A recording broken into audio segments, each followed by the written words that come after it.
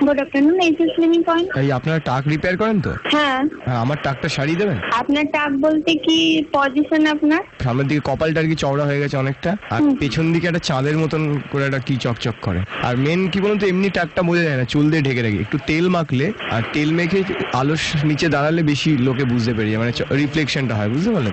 চুল ভেজা থাকলে আরো বেশি বোঝা যায়। হ্যাঁ, মানে চুলটা পাতলা হয়ে গেছে আপনার। হ্যাঁ। আর প্রথমে ধরুন এখানে আপনাকে আসতে হবে, আগে ডক্টর দেখাতে হবে। হ্যাঁ, ডক্টর দেখানোর পর আমরা হেয়ারের ব্যাপারে একটা ট্রিটমেন্ট করে থাকি, যেটা দুটো প্রসেসে হয় আপনার। একটা মেডিসিনের দ্বারা হয় আর একটা নন সার্জিক্যাল ওয়েতে হেয়ার রিপ্লেসমেন্ট করা হয়। মেডিসিনটা নন সার্জিক্যাল মানে একটুখানি বলবেন যে? হ্যাঁ বলছি, মানে সব বলছি, আপনি শুনুন। আপনাকে ফেভিকল দিয়ে লাগিয়ে দেন? না, কোনো ফেভিকল নয়, আঠা দিয়ে কোনো কিছু নয় এখানে। সেলোটেপ? না, সেলোটেপও নয়। এটা আপনার আমরা অরিজিনাল হিউম্যান হেয়ার দিয়ে। আপনি শুনুন, আচ্ছা কি সব বলছেন? হেয়ারের সঙ্গে সেফটি পিন আটকাবো আর সেলোটেপ আটকাবো নাকি?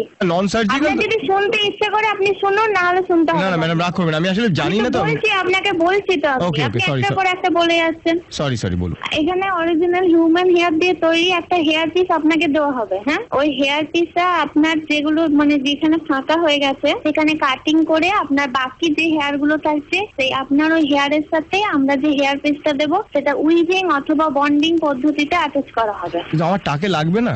না, কোনো কিছুই লাগবে না, ওটা একটা নেটের উপরে হেয়ার পিসটা থাকে আপনার। বল, যে হেয়ার গুলো দেবেন সেটা তো হিউম্যান হেয়ার বললেন? হ্যাঁ, হিউম্যান। সেটা কি আমার? ওটা একটা পিস করা থাকে, আপনাকে বলছি না, এইভাবে আপনি না দেখলে জিনিসটা বুঝতে পারবেন। সেটা কার চুল দেবেন সেটা একটুখানি বলুন। সেটা আমরা যে হেয়ার অরিজিনাল হিউম্যান হেয়ার গুলো আপনার সব মানে এক জায়গায় আমাদের স্টক করা হয় তো। দেখুন ম্যাডাম, যার চুল দেবেন সে ব্রাহ্মণ হবে তো? আমি এত সব তো জানি না কে ব্রাহ্মণ হবে নাকি নাপিত হবে, ওইভাবে হয় না হেয়ার। না, এটা কাস্টের আপনি ব্যাপার। তাহলে শুনুন, আপনি টাক ঢাকবেন তাহলে অন্য কোথাও ব্যবস্থা করুন, এইভাবে হয় না।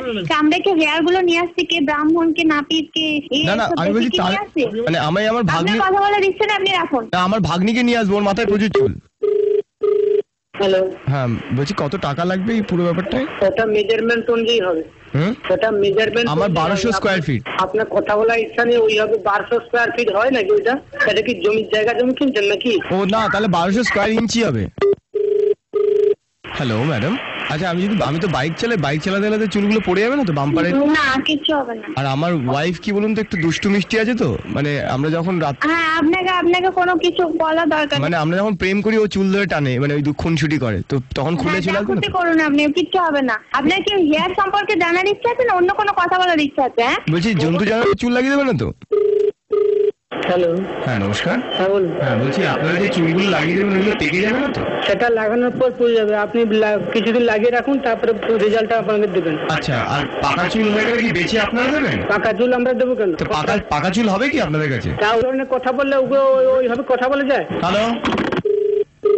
হ্যাঁ, হেয়ার লাইফ। হ্যাঁ নমস্কার ম্যাডাম, বলছি আপনাদের একটা ওয়ারেন্টি কত দিনের চুল? আপনার যেখানে ফাঁকা হয়েছে, যে জায়গায় টাক পড়েছে সেই জায়গায় লাগানোর পরে আপনার 5 বছর চলে যাবে। আচ্ছা, আমাকে আমার এক বন্ধু বলেছে যে ইউরিয়া সার মাথায় মাখলে নাকি চুল গজায়, ওটা কি সত্যি? হ্যাঁ, আপনি মেখে নিন না। আপনার কি ফোনে কাজকর্ম নেই নাকি? হ্যালো।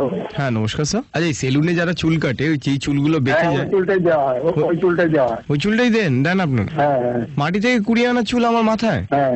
ছি। যদি ধরেন যার চুল সে চিনতে পেরে যায়, ফেরত চায়? কি কথা বলছেন আপনি? এটা একটা প্রাইভেট লিমিটেড, এটা কোম্পানি। হ্যাঁ, ধরে নিন আমি যে সেলুনে চুল কেটে গেছে সে তার চুলটা আমার মাথায় দেখে চিনতে পেরে গেল, তখন কি করবো বলুন? চিনতে পেরে গেছে? হ্যাঁ। আপনি লেখাপড়া জানেন তো? হ্যাঁ। তাহলে এই কথা বলতেন? তো সেই কারণেই তো বলছি যে চিনতে পারে না, বলবে যে আমার চুলটা এই তো সাদা। আপনি সেলুনে চুল কাটলে আপনার চুলটা চিনতে পারবে? চিনতে পারবো না। কোন এরকম চিন্তা আছে না? চিনতে পারবে নাকি? যদি চুলে তিল থাকে তাহলে চিনতে পারবো না? চুলে কি থাকে আবার? তিল আবার কোথা থেকে? হ্যাঁ, আমার চুলে তিল আছে। আপনি এখন